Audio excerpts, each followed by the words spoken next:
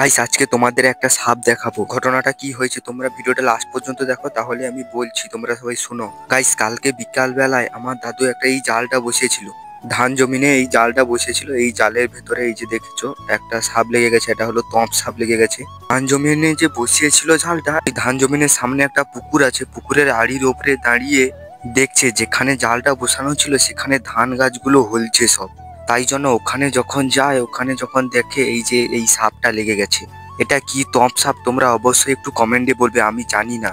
যারা সাপ ধরে তাদেরকে আমার দাদু ফোন করে ডাকলো, এই যে এখন এসে এই সাপটা ধরছে। দেখো কি বিষধর সাপ এটা। এই সাপটা লেগেছে বলে তাই জন্য তোমাদেরকে দেখালাম, তোমরা দেখো। এই ভিডিওটা তোমরা অবশ্যই একটা লাইক করবে, কমেন্ট করে জানাবে কি তপ সাপ এটা। আর যারা চ্যানেলে নতুন তারা অবশ্যই সাবস্ক্রাইব করবে।